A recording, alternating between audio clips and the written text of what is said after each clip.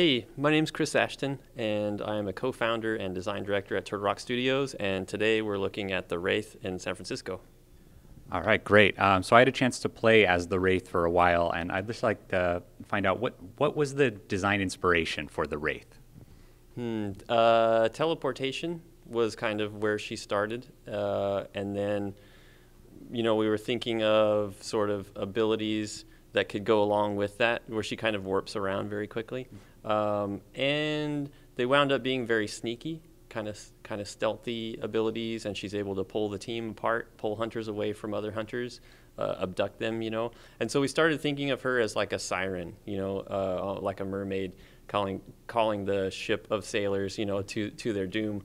And so that's when she became female, but we still wanted her to be monstery and scary, and so then we sort of brought in some like praying mantis claws and kind of the tentacles. She's very snake-like to kind of bring back that monstery feel. And what's one thing, if people have already had a chance to play as Goliath and Kraken, what's the one thing people should know about playing as a Wraith that's different? Oh, well, she's very, very sneaky, very stealthy, and she has a very small health pool, a very small amount of armor, so she has to be very careful. She's very, very powerful, but she does best when she pulls the team apart and separates them and deals damage to them individually. So you don't want to rush. With Goliath, you can just rush into the middle of a battle and fight right up close with everybody, the whole team. With Wraith, you don't want to do that. You want to separate them, and so she has the tools to do that. She has the ability to be stealthy and misdirect them and trick them, and so she's able to deal with them if she can separate them. Okay, great. And today we also had a chance to check out the Evacuation Mode, a series of 5 different matches. And I noticed after each match there's an auto balance going on where it looks like it gives a boost to whichever side happened to lose the last time. Right. How does that work? Well, so the way Evacuation Mode works is, you're fighting over an important landmark. It might be, say, a dam, a hydroelectric dam. Monsters trying to destroy the dam, hunters trying to save the dam. So depending on who wins that, if the monster wins, it's going to destroy the dam. Well, what happens when the dam gets destroyed? It floods the neighboring maps. So the next map will benefit the monster in a way because the monster won. So that's a very fun thing. Like you're changing the world as you progress through this campaign, and you win or lose. You're having consequences in the following rounds, and you're getting to see the world change in visual ways. But we didn't want to ruin the balance of the game, right?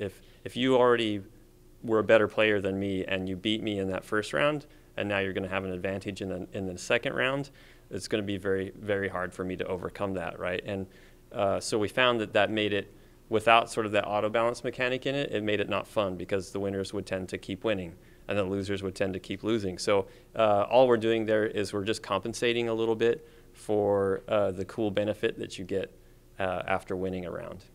Okay, great. And you've been releasing a series of videos online about your design process, kind of behind the scenes, and you guys have been talking about your iterative design process and how things have changed. And then you recently had your big alpha event. So talk a little bit about what's changed, what has changed about the gameplay, and about going forward, what's going to be different in the game. Well, since the big alpha, mostly tuning stuff. We know that players are going to play. When we tune internally, we kind of have a small player pool. So we're tuning the matchmaking system. We're tuning our performance on the servers.